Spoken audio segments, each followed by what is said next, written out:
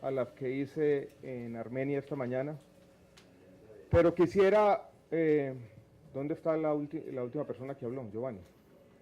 Llamarle la atención para ir poniéndonos de acuerdo sobre un tema de salud pública que ha sido mencionado 2 o 3 veces. Yo hablo, si se quiere, así mucho mejor. Para poder tener un diálogo fructífero, yo creo que lo que primero tenemos que hacer es dejar de lado un poco lo que yo he llamado en otros escenarios la inercia de la crítica. Y quiero hacer alusión al tema de salud pública, que se menciona como una de las grandes falencias del sistema, y lo puede ser. Más adelante me voy a referir de manera específica, pero ustedes son muchos estudiantes de medicina. Dicen que conocen nuestro sistema de salud mejor que nadie. Yo quisiera llamarle la atención sobre 3 o 4 puntos que ha pasado en este país y que de pronto han pasado inadvertidos. Colombia ha recibido 3 premios internacionales en el último año en temas de salud pública. Yo no voy a tomar ningún mérito con ellos. Trabajadores colombianos, salubristas que han hecho una labor denodada por muchos años, por décadas. Colombia fue nombrado el primer país del mundo en eliminar la oncocercosis. Teníamos por allá en unos pequeños corregimientos del Cauca. Colombia esta semana fue nombrado por la Organización Panamericana de la Salud, fue felicitado por su programa contra el paludismo, la malaria, el mejor de América Latina. Colombia tiene las tasas de vacunación contra el virus del papiloma humano más grandes del mundo. Le ganamos a Suiza y a Canadá. Nuestro programa de vacunación, después de lo que ocurrió en la década del 90 como consecuencia de la crisis económica de su momento, donde se hizo un hecho aberrante y es haber recortado los recursos fiscales de la vacunación. Se empezó a recuperar el programa ampliado de inmunizaciones. Hoy tenemos uno de los mejores programas de América Latina, con coberturas útiles en 70% del territorio. Por aquí estuvo en los años 50 un intelectual, porque era más que un economista, Albert Hirschman, y analizó la sociedad colombiana en su conjunto y dijo que sufríamos de fracasomanía y seguimos sufriendo de fracasomanía. Yo creo que un primer punto y llamado de atención para todos es conozcamos los matices y tenemos que ser capaces de distinguir lo bueno de lo malo. Cualquier esfuerzo de reforma tiene que partir de un análisis objetivo de nuestra situación, creo yo. Y yo creo que en 20 años de ley 100 han pasado muchas cosas malas, pero también han pasado cosas buenas. Y les doy un solo ejemplo. Colombia tiene 25.000 pacientes renales estadio 5, de ellos 10.000 en el régimen subsidiado. Ya se fue el gobernador, pues yo lo quisiera preguntar a alguien que ha vivido este sistema por mucho tiempo, ¿qué le pasaba a esos 10.000 pacientes?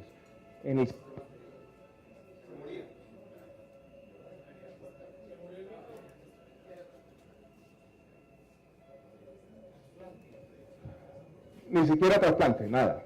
No recibían absolutamente nada.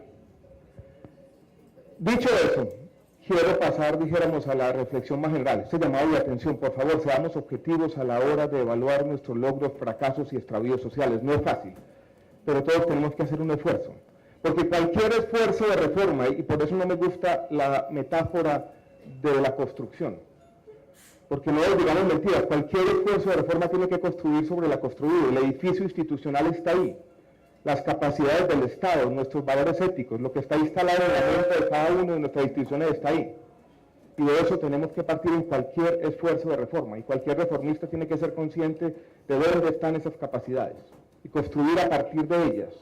No borrar ni cuenta nueva. Toda reforma, también me gusta repetir esta frase, no es cuestión de todo o nada, es cuestión de más o menos. De sumar donde tengamos que sumar y restar todo lo malo que tengamos que restar. Y cuando analizamos este tema, hay una complejidad que tiene 2 dimensiones. Una es fácil, y es que este sistema es difícil de entender. Es un desafío cognitivo, digámoslo de esa manera, pero hay una complejidad mucho más compleja. Vale la redundancia.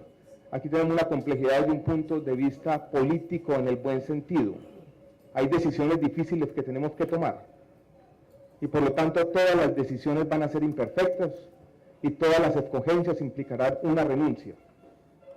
Y por lo tanto voy a hacer un listado de 7 o 8 puntos para tratar de transmitirles a ustedes la complejidad. Y tratar de ver que empezamos otra reforma el año entrante. Digamos que esta no pasa. Nos vamos a enfrentar a los mismos problemas, vamos a trasegar los mismos desafíos y la misma complejidad. Y va a ser muy difícil construir esos consensos. porque en el fondo lo que tenemos enfrentados son principios que son irreconciliables, muchos de ellos. Empiezo con un ejemplo fácil. Aquí hay muchos gerentes de hospital, me imagino yo, y lo conocen bien. Hay dos formas de remunerar los hospitales, que son dos extremos en toda parte del mundo. Una por capitación, donde uno transfiere el riesgo, y otra por evento, donde el riesgo está más arriba. Cada una tiene sus problemas. ¿Qué pasa cuando se paga por capitación? ¿Los incentivos son a qué? A no hacer nada. ¿Qué pasa cuando se paga por evento? ¿Los incentivos son a qué? A hacer más de la cuenta. Y siempre vamos a tener una tensión, un problema entre uno y el otro, y siempre vamos a tener un problema entre acceso, calidad de un lado y sostenibilidad del otro. Y cualquier sistema de salud va a vivir en esa tensión. Y me parece muy buena la movilización social. Me parece bueno que estemos pensando todos. Me parece muy bueno tener estos escenarios que de alguna manera justifican la reforma, porque tenemos todos que pensar seriamente en estos temas y nos dan la oportunidad, si se quiere, para hacer cierta pedagogía necesaria. Pero no podemos dejar que este debate eluda las complejidades. Y no podemos dejar que el fin en sí mismo de todo esto sea que ustedes enarbolen mañana una victoria política y digan tumbemos la reforma. Eso va a ser una victoria política nomás, pero eso no resuelve los problemas del país y volvemos al punto 1. Imagínense que este país está cambiando, yo no quiero meterme en honduras políticas, pero si ustedes se imaginan el Congreso en el año 2014, va a ser complejo. Ahí vamos a tener un gobierno mucho más dividido, sin alianzas posibles, y yo no veo del 2014 en adelante la posibilidad de hacer un cambio sustantivo a la Ley 100 del año 93. Y de pronto nos esperan otros 20 años, señores. Aquí se nos abrió una ventana de oportunidad y todo esto es bueno, es positivo, lo que tenemos aquí, porque está todo el país interesado. Pero ese interés tiene que trascender la idea de tumbar la reforma y enarbolar la bandera y la tumbamos y listo. Yo creo que tenemos que aprovechar esta oportunidad y por eso estamos aquí en actitud dialogante, bregando a construir todos. Recuerden las complejidades, recuerden la dificultad. Entonces quiero darles, por ejemplo, nomás, 6 puntos de las dificultades y voy a empezar con uno que mencionó el señor gobernador. Los gerentes de los hospitales públicos. ¿Qué hacemos? La propuesta parece no gustar de que sean de libre nombramiento y remoción. Tenemos un diagnóstico complejo. Meritocracia, ya lo dijo el gobernador, cuesta 35.000 millones de pesos al año. Yo voy por toda parte en el país, yo lo llamo la etnografía necesaria. Estuvimos en Tunja la semana pasada. Hablo con el secretario de Salud de Boyacá y él me dice el 80% de los concursos se están decidiendo en los estrados judiciales de manera irregular. Yo voy a la costa Caribe y me encuentro con problemas en toda parte. Voy a Antioquia y me dice por allá un alcalde de un pequeño municipio, tengo que cambiar el gerente, me vienen 3 personas de las universidades a decirme que les tengo que pagar 50 o 60 o 70 millones de pesos para yo poder nombrar mi gerente. Nos encontramos en buena parte del país con desencuentros políticos que no dejan funcionar los hospitales. Miren lo que está pasando en Montería, miren lo que está pasando en el Rosario Pumarejo de López en Valledupar, o miren lo que está pasando aquí cerquita donde estuvimos esta mañana en Armenia. Peleas políticas entre gobernadores, en este caso, y los gerentes de los hospitales están acabando con la atención en salud. Entonces nosotros hacemos un diagnóstico y decimos lo siguiente: si nos encontramos la normatividad colombiana, allí es muy claro que las contingencias fiscales, si se quiebra un hospital, recaen en el departamento o en el municipio. Son en última instancia las entidades territoriales las responsables. Nos encontramos también con que la ciudadanía le pide cuentas a los alcaldes y gobernadores por los resultados en salud. Nos encontramos con las quejas frecuentes de gobernadores y alcaldes que no se han podido poner de acuerdo con los gerentes, por ejemplo, para utilizar los recursos de las cuentas maestras, donde esos desencuentros políticos ni siquiera dejan invertir estos recursos.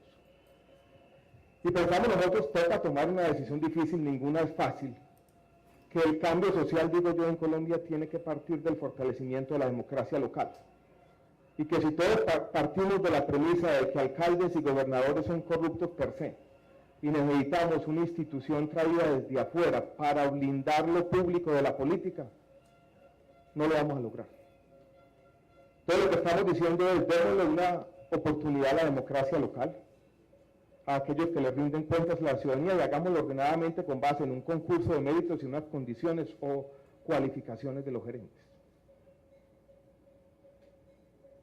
No es una gran propuesta, pero yo creo que es una propuesta que trata de tener un equilibrio sano entre lo que estamos viendo en el país.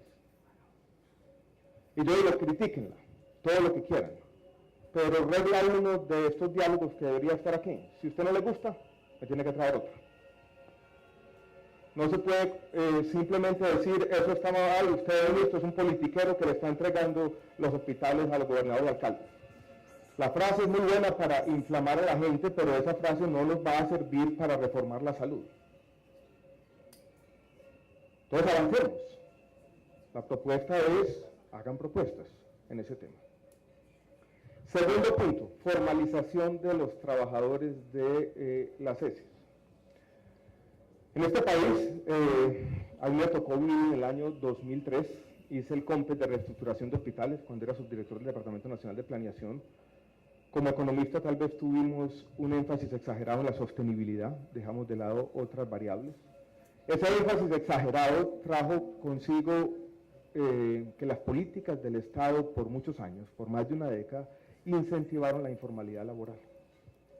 Los estados cambian de opinión, las sociedades abren los ojos, hay diagnósticos que se van superando con el tiempo y tenemos una sentencia de la Corte Constitucional, entre otras, que nos dice que hay que formalizar los trabajadores.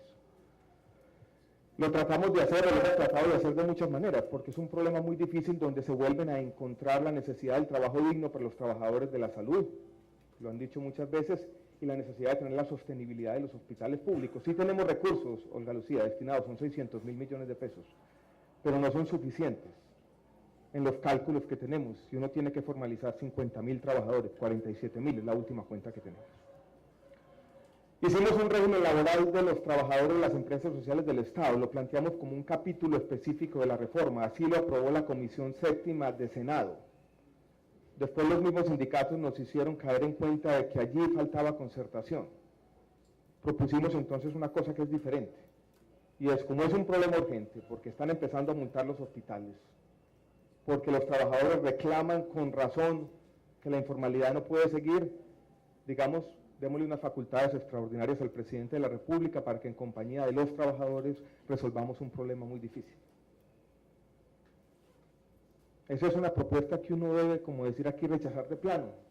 Lo rechazamos todo, me pareció un poco arrogante, dijéramos, esa posición. ¿Cuál es la alternativa?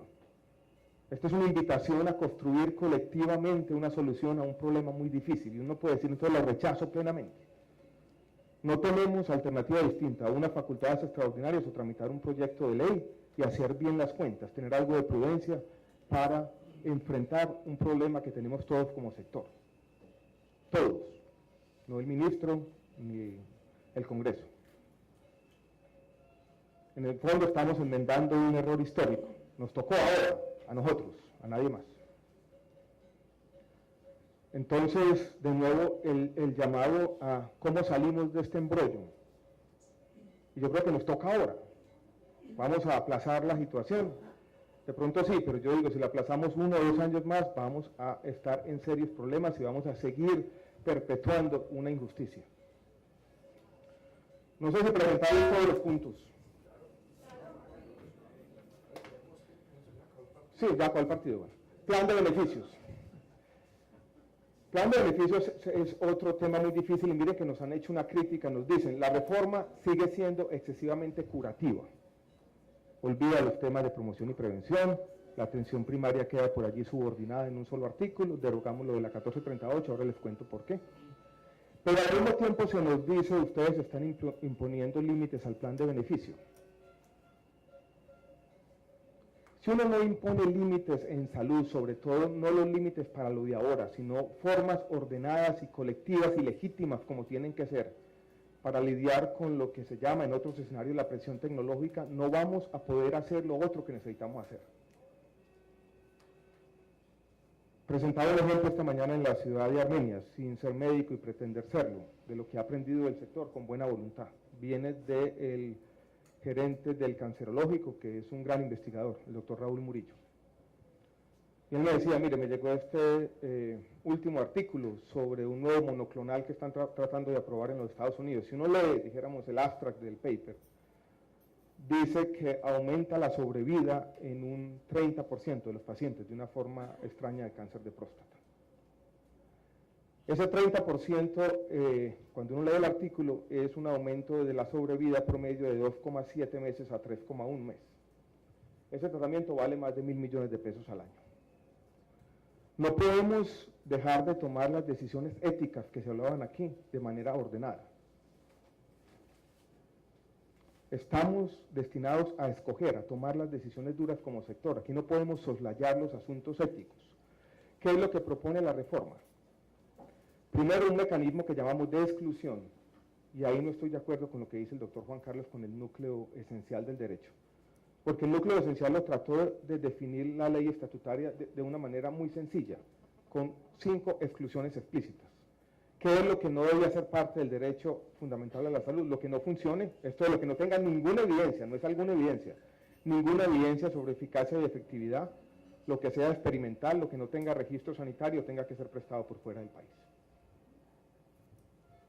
El país tiene que protegerse. Si aquí nos están cobrando 40.000 millones de pesos al año por equinoterapias, y yo junto a las sociedades científicas, los pacientes, y nos dicen las equinoterapias es una forma simplemente de engañar al Estado y engañar a las familias de los niños que tienen discapacidades cognitivas, yo no voy a pagar por ellos. Si se hace de manera legítima y si se construye legítimamente un no, después de haber tenido una ley estatutaria avalada por la Corte Constitucional, esto es un contrato social ya claro, ¿por qué vamos a seguir pagando por lo que no funciona? Porque vamos a seguir permitiendo abusos sistemáticos al sistema. Eso es lo único que queremos excluir. Pero viene el tema difícil de las priorizaciones, y lo que queremos hacer es en 3 años coger el universo de lo recobrado, incluirlo casi todo, seguramente vamos a dejar algo afuera, las equinoterapias por ejemplo, y después plantear algunas priorizaciones para poder tomar la decisión difícil, por ejemplo, sobre el monoclonal, que mencionaba hace un rato. Y no es que lo vamos a excluir, va a seguir siendo tutelable para la persona de pronto que está muriendo, pero no lo vamos a incluir plenamente para todo el mundo, para no promover el sobreuso de una medicina que vale mucho y que no le aporta mucho a la salud de los colombianos. Es una forma ordenada de lidiar con las preguntas más difíciles que puede lidiar, dijéramos, una sociedad en el tema de la salud. Eso es lo que proponemos, un procedimiento, no es nada más que eso. Y un procedimiento que intenta ser colectivo y legítimo y que retoma algo que aprobó el Congreso con la ley estatutaria. Puede ser polémico, puede haber algunos artículos que haya que refinar, pero yo les digo, no es más que eso. Sí, claro. Cuando usted dice un instrumento para definir priorizaciones o exclusiones, ¿qué nos preocupa? Nos preocupa que si hoy en día estamos trabajando con un listado que todo el mundo lo conoce, al cual todo el mundo tiene acceso, que conocemos como Plan Obligatorio de Salud, y aún así las entidades, yo que trabajo con instituciones privadas y públicas, lo sé, niegan los servicios a los pacientes, si dejamos abierta esta posibilidad de que se priorice o esté excluido o quede supeditado de una manera muy abierta, ¿cuál es el riesgo para el paciente mientras, y quién definiría en qué momento sí entra dentro de su famoso plan de beneficios? Bueno, recuerden que lo excluido va a ser lo que es superfluo o no funciona. No debería preocupar si hacemos las cosas bien. Lo priorizado, no priorizado, primero vamos a tomar una decisión que es un avance no de clase, pero sí de grado con respecto a lo que tenemos, porque vamos a incluir buena parte de lo no posible. Si usted tiene hoy el paciente con una enfermedad crónica o un paciente de cáncer que tiene que poner la tutela cada mes para recibir el medicamento, seguramente ese paciente no tendrá que hacerlo. Pero va a venir lo nuevo, y mientras no se priorice, seguramente vamos a tener que seguir teniendo tutelas. Alguien dice, no resolvieron el problema del no pos. Sí, pero no podemos caer en los argumentos de clase, lo resolvimos en buena medida, no completamente, porque mientras exista el derecho fundamental a la salud y exista alguna forma de priorizar, porque no podemos cubrirlo todo, va a tener que seguir existiendo algo por fuera que yo pago de manera, dijéramos, distinta. Y no queremos resolver plenamente el problema, porque la forma de resolverlo fácil sería todo incluido. Y en Colombia, con $450 por paciente al año, somos capaces de incluirlo todo y pagarlo todo. Estados Unidos se gasta 8.000 y Noruega se gasta algo parecido. Entonces es una forma, dijéramos, ordenada de lidiar con un problema muy difícil. Ese es el tema, dijéramos, del plan de beneficios. Yo entiendo la preocupación de algunos de los pacientes. Cualquier reforma genera un montón de incertidumbre. Están diciendo, allá hay un ministro loco que me va a acabar, dijéramos, con la posibilidad de acceder al medicamento. La invitación que hago esta tarde para todos es, usted, Olga Lucía, dejar el exceso de suspicacia en cada norma. Yo voy a presumir la buena fe de ustedes, pero ustedes van a tener que presumir la buena fe de nosotros. Por lo menos por un ratico, por lo menos una lectura, voy a hacer un ejercicio mental, y yo me leo esto sin pensar que hay unos señores malintencionados redactando esta norma. Porque es que si no presumimos la buena fe, uno de los problemas que tenemos en Colombia, por ejemplo, a la hora de cómo nos relacionamos desde el gobierno nacional con las regiones, es una relación de desconfianza en todo momento. Y si para algo deben servir estos encuentros, es para eso, para tenernos un poquito más de confianza todos, vernos las caras y decir, en el fondo tenemos el mismo problema, estamos igual de enredados unos y otros. Vamos a tratar entre todos de proponer soluciones, pero soluciones, no decir, vuelvo y repito, de manera un poco arrogante, rechazo pleno todo lo que haya. Ustedes son todos brutos. Nosotros hemos estado trabajando en esto un año de manera denodada, con juicio, con muchos expertos, hablando con la gente, haciendo una propuesta razonable, no perfecta, seguramente con problemas. Bueno, los otros dos puntos, ¿no? Que los tenía aquí apuntados. Viene el tema de los hospitales públicos. Algunas de las cosas que dice la doctora Olga Lucía están basadas en esa suspicacia. Por ejemplo, dice, los gestores no se les dice qué forma de contratación tienen que tener con los hospitales. Entonces dice, bueno, se va a acabar la cápita. No, es que queremos tener flexibilidad en la ley, no es que vamos a acabar con la capitación. Voy a hacer muchas cosas de los hospitales, pero voy a decir algo que dije esta mañana en Armenia, que yo creo que es importante, y que nos falta a todos con los hospitales públicos, sí es la conciencia autocrítica que ustedes tienen que tener, y para eso bastaría un solo ejemplo que repito y es importante. Tenemos la misma ley 100 en todo el país, igualita, y ustedes miran los resultados de los hospitales públicos, ¿son iguales en Colombia o no? ¿Son iguales? Una cosa del Hospital General de Medellín, otra cosa del Hospital Federico Lleras Acosta en Ibagué. Muy distintos, el día y la noche, desde que usted entra a urgencias, son el día y la noche. ¿Por qué? ¿Qué explica la situación? Algo que no vamos a crear con la reforma. Una ciudadanía comprometida, unos valores éticos, un compromiso de todo el mundo, de todos los mandatarios, año tras año, a respetar esa institución. Es el Hospital General de Medellín, ese es el Hospital Departamental de Pasto también. Ese es el Hospital de Santo Tomás en el Atlántico.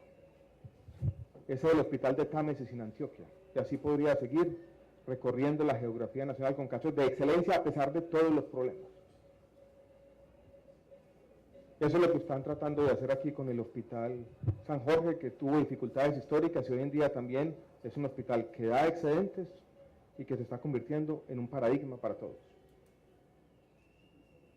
Lo de Santa Mónica que yo vi aquí hace semana y media también me pareció que es un ejemplo.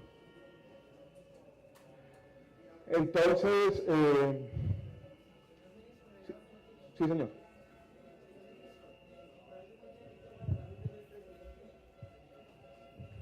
Yo soy el presidente de Santa Rosa de Cabal del Grupo La Esperanza de Discapacitados, me parece excelente. Pero, señor ministro, yo quiero hacerle dos puntos ya que estamos acá, y usted hablaba sobre el tema del Hospital Santa Mónica.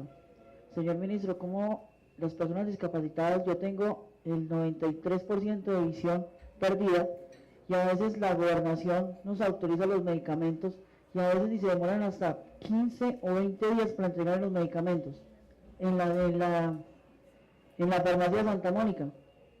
Otra cosa, señor ministro, me parece muy bien, pero yo le hago una sola pregunta. Para nosotros discapacitados que tenemos cirugías de alto costo, tendríamos que pagar, y hay personas de discapacidad que ni siquiera tienen al día con qué comer. ¿Cómo nos ayudarían y cómo nos favorecería esa ley a nosotros? No tendrían que pagar en ningún momento. Aquí nada se va a retroceder, incluso estamos diciendo en la reforma que algunos de los copagos y cuotas moderadoras que existen, por ejemplo, para los pensionados se van a eliminar. Si usted necesita, dijéramos, su cirugía, no sé por qué no la ha tenido. debería tener el sistema de la vida cubrir plenamente. Bueno, ¿qué? Barreras de acceso, puede haber una... Es que yo no estoy diciendo que el sistema sea perfecto, ni mucho menos, es un mito. Aquí lo que tenemos son problemas, hay que reformarlo, hay que reformarlo. Lo que me lleva al tema de los intermediarios y salud mía.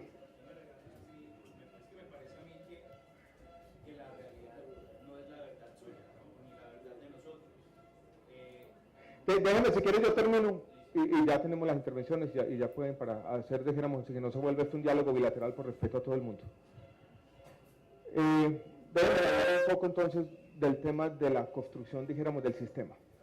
Miren, Colombia tiene el gasto de bolsillo más bajito de América Latina. En cualquier escenario de reforma vamos a tener el siguiente desafío. Vamos a tener los recursos en un fondo público y recursos que ya van a ser indiferenciados entre régimen contributivo y subsidiado, porque recuerden que la reforma tributaria del año pasado ya hizo una cosa distinta a lo que dijo aquí el representante de los usuarios.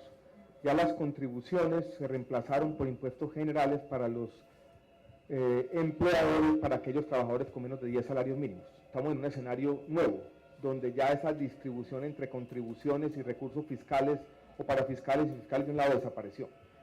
Entonces, en cualquier escenario lo que vamos a tener son unos recursos son 9 fuentes listadas en la reforma, pero las más importantes son recursos fiscales del presupuesto general de la Nación y del sistema general de participaciones y recursos parafiscales de las contribuciones. Van a estar en un fondo público aquí.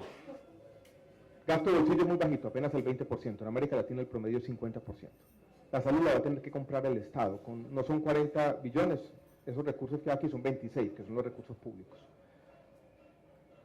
Y no es que sea una reforma meramente económica, cualquier reforma va a tener que decir, si están en el fondo público aquí, ¿cómo compro yo servicios para los ciudadanos de este lado? Eso no es fácil. La organización de los diferentes elementos para hacer eso de manera ordenada es compleja y cualquier reforma lo tiene que abordar. Lo primero que piensa uno es, bueno, ¿cómo hacerlo? Uno podría decir, ¿por qué no le transferimos todos los recursos a una red de hospitales públicos? Y vamos a reproducir el Sistema Nacional de Salud que existió en Colombia por allá en los años 80 y 70. ¿Eso es viable? No, no es viable porque ya los hospitales públicos, por ejemplo, en el más alto nivel de complejidad son apenas el 30%. Entonces yo voy a tener que tener hospitales privados aquí, en mi red de prestadores, importantes, porque sobre ellos descansa buena parte de la atención de la alta complejidad en el país. Eso es lo que tenemos y eso no lo vamos a cambiar por ahora. Entonces, cuando ustedes dicen que desaparezca la intermediación y que nos falte imaginación, no es que nos falte imaginación, es que ese es el problema. Entonces, ¿qué es que desaparezca la intermediación? Yo lo puedo interpretar de dos maneras. Uno, que tengamos un sistema en el cual no hay ninguna conexión y las facturas vuelan y llegan solitas, hay libre elección plena de todo el mundo, uno va donde le da la gana y llega la factura de donde me atendieron al fondo público, yo la proceso allá. Eso no funciona, no digamos mentiras, no hay nadie que gestione el riesgo, no hay nadie que haga, dijéramos, una labor, no hay nadie que represente el usuario. Eso se ha intentado en Colombia en 2 momentos y ha sido un desastre. Se hizo en el Seguro Social con la famosa planilla, mediados de la década del 90, y se hizo, me tocó a mí vivirlo como funcionario público para atender los desplazados años 2001 y 2002. Nos tocó con el doctor Juan Luis Londoño, que en paz descanse, lidiar con un problema de corrupción gigantesco. Cuando tratamos de decir a los desplazados, vaya que lo atiendan en cualquier parte y mándeme a mí la cuenta, y yo la pago en el FOSIL. No funciona. Entonces, cuando no hay intermediación, significa entonces una EPS pública. Vamos a crear en Colombia el FONASA, por ejemplo, que existe en Chile. O vamos a crear el Instituto Mexicano de los Seguros Sociales, una gran EPS pública que se encargue de todo. O hagamos una diferenciación. Digamos, como se dijo aquí ahora, ¿por qué no para el régimen subsidiado al menos nos jugamos con lo público? Si ustedes oyeron mis declaraciones al comienzo, algunos de ustedes ya han prestado atención a este debate desde marzo, yo en parte quería hacer eso en el régimen subsidiado porque teníamos una crisis de actores. Y decir, bueno, que sean las secretarías departamentales o unas EPS públicas quien hagan toda esa intermediación y acabamos con la intermediación privada en el régimen subsidiado. Cuando yo propuse eso, después de meditarlo mucho y después de, dijéramos, asumir algunos riesgos, todo el mundo le pusieron los pelos de punta. Y yo le preguntaba aquí a la doctora Lina, al gobernador, ¿ustedes quisieran asumir ahora el aseguramiento? Ellos dicen, no, no nos encarten con eso. Y la historia del país, con las EPS transitorias, aquí la tuvieron en Risaralda. Cali Salud, Selva Salud, Salud Cóndor, y la misma Capricorn es desastrosa con las EPS públicas. Colombia tiene un sistema político, ¿no?, digamos, que sigue siendo muy clientelista, y la economía política local es muy compleja. Entonces ustedes no me pueden decir, ¿por qué no le apuesta a lo público en el aseguramiento si desconfían de lo público en la prestación, que es mucho más fácil de manejar? Ahora es inherente, dijéramos, una contradicción. Y nosotros nos fuimos moviendo a una posición que es ecléctica, y es decir, no nos vamos a casar con lo público, no nos vamos a casar con lo privado, no nos vamos a casar con lo mixto, vamos a dejar que todo el mundo prospere aquí, porque hay diferentes capacidades. Por ejemplo, en Antioquia decidieron hacer algo que no le gusta mucho aquí al doctor Juan Carlos, pero es una alianza público-privada entre una caja de compensación, la gobernación y la alcaldía de Medellín. Vamos a ver cómo funciona. Tiene grandes riesgos políticos también. Hay una pregunta que se ha planteado aquí que es muy importante, y es si hacemos aseguramiento o administración. Con la administración todo sería más fácil, no tendríamos que preocuparnos por la integración vertical. No habría mucho lucro, simplemente habría un pago específico por algunas labores de auditoría que habrían que tener estos administradores ahora, ya no serían gestores. ¿Qué riesgo le ven ustedes a eso? Eso ya lo vimos en el país, fue muy parecido a lo de los recobros. Usted convierte, recuerden que el sistema de salud en Colombia vivió un tema de aseguramiento y un tema de administración pegado, y es que se puedan poner de acuerdo muy fácil los administradores con los prestadores, con todo el mundo, para cobrarle a salud mía. Pasa la factura de derecho, hay colusión ahí, funciona muy bien, hay un flujo de recursos perfecto por unos 2 años, llevamos a un tema de sostenibilidad. Ese punto no está cerrado, tenemos una discusión abierta. Algunos han dicho, piensen bien este esquema de administrador. Eso es refinar ese contrato para que no pase esto. Sigamos explorando soluciones. Y está abierto completamente el diálogo en ese sentido. Yo no quiero, dijéramos, insistir mucho, pero la única idea que quiero transmitirle a estos es: dejemos el matoneo a la reforma. Sentémonos a conversar, el gobierno no tiene ningún afán, nosotros no vamos a atropellar esto en ningún escenario, pero estos no son temas fáciles. Y hay una cosa de tu presentación, por ejemplo, y es que a veces caemos de nuevo en la inercia fácil de la crítica, y es decir, no me gusta lo privado, no me gustan los particulares, no me gusta el mercado, pero cuando planteamos salud mía, que es una solución de Estado, también con todas esas dudas sobre el Estado. Yo a veces he dicho que estamos cayendo en la sociedad colombiana en una especie de esquizofrenia, y es cada vez queremos más Estado, pero cada vez confiamos menos en él. Si nos estamos atreviendo a decir, bueno, que el Estado haga una cosa, tenemos que asumirlo como un reto para todos, pero no podemos entonces desconfiar del Estado y desconfiar de lo privado al mismo tiempo. Lo mismo pasa con la descentralización. Nosotros nos acusan en el mismo texto de centralistas y de ser politiqueros porque estamos descentralizando. Nos acusan en el mismo texto de querer enfatizar lo curativo, pero que estamos restringiendo y no estamos pagando la última tecnología. Nos acusan en el mismo texto de no salvar los hospitales públicos, de no dar la plata para pagar las deudas, pero estar haciendo un rescate inmoral. Y que se quebraron, se quebraron. Entonces llevemos la conversación, pero asumamos las complejidades. Y me preocupa, esto que está pasando aquí es interesante, pero es difícil para todos, una coyuntura política compleja y un escenario político del 2014 hacia adelante muy complicado, con un sistema que perdió la legitimidad ante los ojos de los colombianos, y tenemos que hacer un cambio, porque no podemos seguir viviendo así, porque vamos a enloquecer todos. Ustedes, nosotros, todos los agentes. ¿Qué hacemos? Lo único que puedo hacer yo es un llamado a la responsabilidad. Si somos capaces, lo hacemos ahora, si no, nos tocará, pues de pronto yo lo haré parte de ustedes protestando del otro lado, que no va a estar aquí toda la vida. Lo haremos en otro momento. Pero la invitación es eso, a seguir conversando, a encontrarnos. Nosotros no podemos hablar con todo el mundo, pero sí podemos hacer algunos contactos y seguir en esta conversación. Pero asumamos la complejidad. Y no hagamos una cosa tan fácil como decir, yo rechazo de plano la reforma, no me gusta nada de lo que está allí. Eso me parece facilista, sinceramente se lo digo. Señor ministro, una pregunta. Sí, señor. Usted nos ha llamado la atención frente a la suplicacia con la norma, ¿cierto? Sí, señor. Y nos ha pedido que actuemos pensando de buena fe. Asumiendo la buena fe o suponiendo la buena Sí, fe del otro. listo.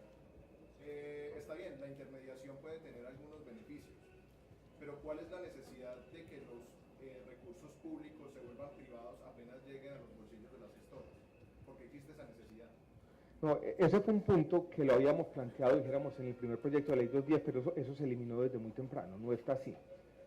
Hay un solo tema que se ha dicho aquí que es complicado y no me quisiera meter en esa andura, y es el tema del 92%. Les voy a contar de pronto una incidencia, me voy a meter en problemas por lo que les voy a decir. Una vez me senté con la señora Contralora, Sandra Morel, y planteamos la siguiente pregunta hipotética, pensando en las EPS de hoy.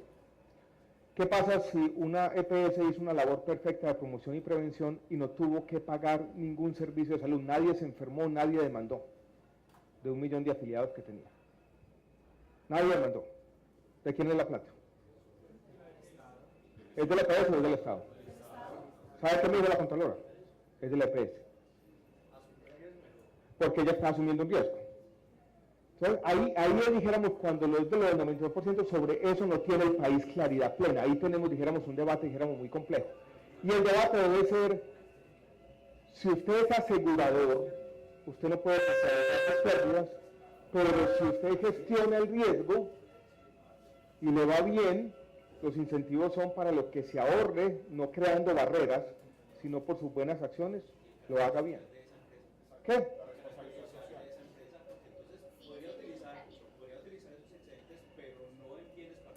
Ahí viene el problema de que si uno es un simple asegurador, lo que se va a dedicar la empresa es a crear muchas barreras de acceso y no más.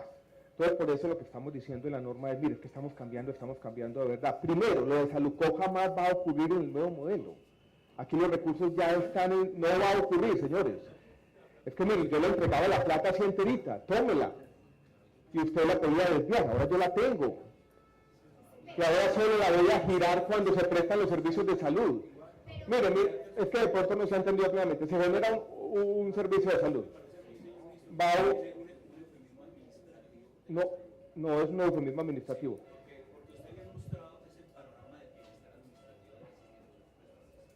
No, pero yo lo quiero convencer de una sola cosa.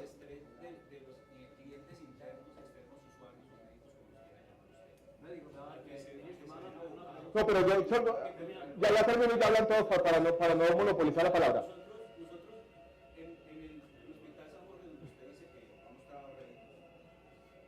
Yo veo una recuperación. No.